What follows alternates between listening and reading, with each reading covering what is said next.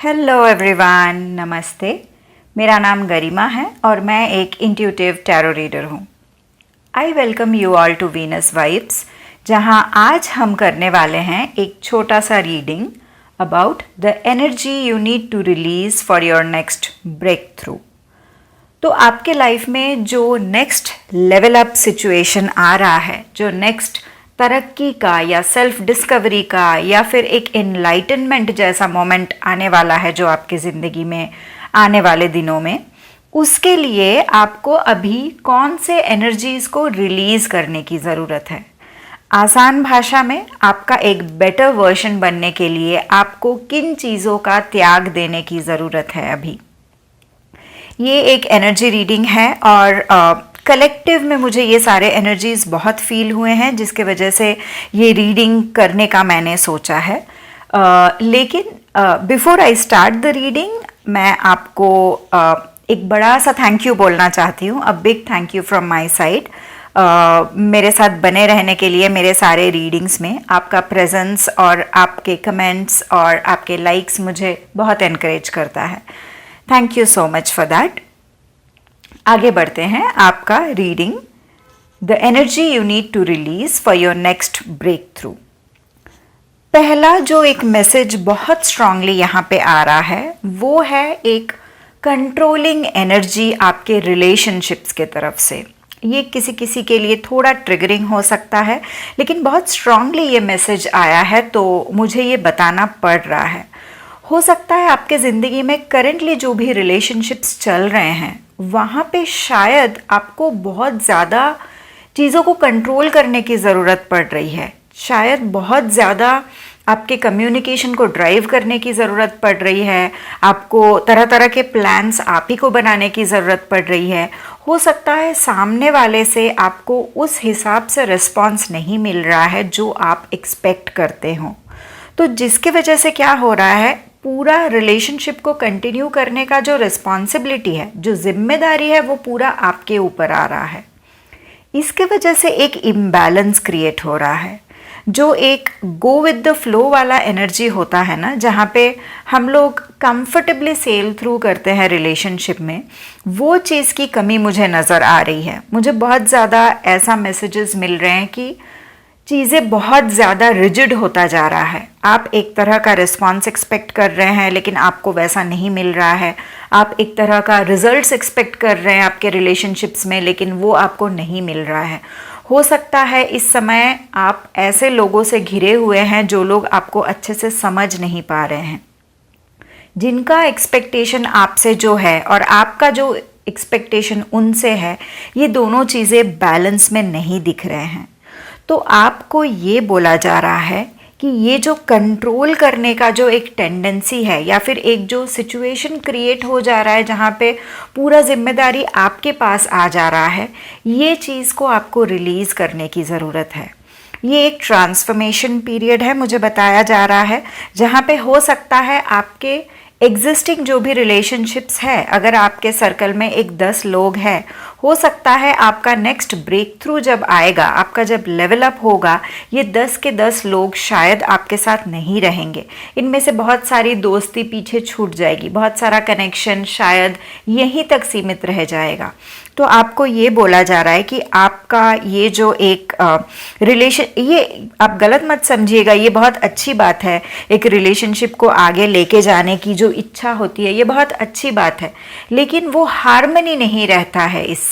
अगर रिलेशनशिप एक one sided energy में आ जाता है तो वो हार्मनी नहीं रहता, और जहाँ पे हार्मनी नहीं है वहाँ पे ग्रोथ नहीं होता है। तो अभी कैसा होगा, धीरे धीरे ये चीज़ आपको रियलाइजेशन भी होने लगेगा कि शायद ये सारे रिलेशनशिप उतना मेरे साथ इन्वॉल्व ही नहीं है। शायद मैं ही हूँ जो बार बार चीज़ों को आगे बढ़ाने की कोशिश कर रही हूँ या कोशिश कर रहा हूँ। शायद प्लान्स भी मैं ही बना रहा हूँ, या फिर आगे फ्यूचर में क्या होगा वो भी मैं ही कर रहा हूँ।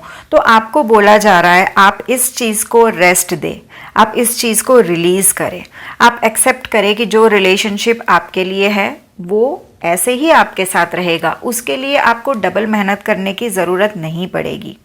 आप ये चीज़ लेट गो कर सकते हैं कि अगर ये रिलेशनशिप मेरे लिए है तो ये वैसे ही रहेगा। कंट्रोल करने की ज़रूरत मुझे नहीं पड़ेगी। तो ये एक चीज़ आपको बहुत स्ट्रांगली बोला जा रहा है, आपको लेट गो करने की ज़रूरत है कि आपके जो पर्सनल रिलेशनशिप्स है उसमें आपको कंट्रोल को लेट गो करने की ज़रूरत है। आप यकीन मानिए जो आपके लिए हैं वो आप ही के रहेंगे, उसके लिए आपको कंट्रोल करने की ज़रूरत नहीं पड़ेगी। जो दूसरा मैसेज आपके लिए आ रहा है वो है आपके प्रोफेशनल लाइफ के लिए। तो ये जो आपका पर्सनल लाइफ का जो एक कश्मकश चल रहा है ना, ये आपके प्रोफेशनल लाइफ को भी इम्पैक्ट कर रहा है। आपका मैसेज ये है कि पर्सनल लाइफ में आपके जो सर्कमस्टांसेस है वो एनर्जी आपको मिरर कर रहा है आपका प्रोफेशनल लाइफ में। तो जहां आप पर्सनल रिलेशनशिप को बहुत ज़्यादा पकड़ के रखने की कोशिश कर रहे हैं, वहीं पे आपका जो करियर का जो एनर्जी है वहाँ पे उस चीज़ का रिफ्लेक्शन इस तरह से हो रहा है कि उधर भी आप जिस तरह से रिजल्ट्स एक्सपेक्ट कर रहे हैं वो आपको नहीं मिल रहा है। तो आपको ये लेसन सीखने की ज़रूरत है कि मैं अपने पर्सनल लाइफ में जो कुछ भी सीख रहा हूँ वो मेरे प्रोफेशनल लाइफ में रिफ्लेक्ट हो रहा है। तो ये जो एक करंट सिचुएशन जो आपके प्रोफेशनल लाइफ में क्रिएट हुआ है, एक तो उसके लिए आपको कंप्लेन करना बंद करना पड़ेगा, उसको एक्सेप्ट करना शुरू करना पड़ेगा। एक ब्लेम गेम का एनर्जी मैं पिक कर पा रही हूँ। तो आपको बोला जा रहा है कि अगर आपका प्रोफेशनल लाइफ उतना अच्छा नहीं जा रहा है, आपका करियर अगर एज एक्सपेक्टेड नहीं है, आप जितना मेहनत कर रहे हैं आपको उतना रिजल्ट नहीं मिल रहा है, तो आपको बोला जा रहा है कि इस चीज़ को पहले तो आप एक्सेप्ट करें और समझे कि आप ये मत सोचिए कि मैं गलत जगह पे आ गया हूँ या फिर ये सब मेरे साथ गलत हो रहा है। ये सोचने के लिए आपको मना किया जा रहा है। आपको ये बोला जा रहा है आपके जो करंट सर्कमस्टांसेस हैं, आपके इर्द गिर्द जो भी चीज़ें हो रहे हैं, आपको बोला जा रहा है आप उन चीज़ को पहले तो स्वीकार करें, उन चीज़ को भी कंट्रोल करना जाने दें, उन चीज़ों को भी कंट्रोल करने का जो एक टेंडेंसी है उसको भी आप रिलीज़ करें और सरेंडर करें भगवान को। जहाँ पे आप सरेंडर करेंगे वहीं पे आपके लेसन्स मिलने शुरू हो जाएंगे।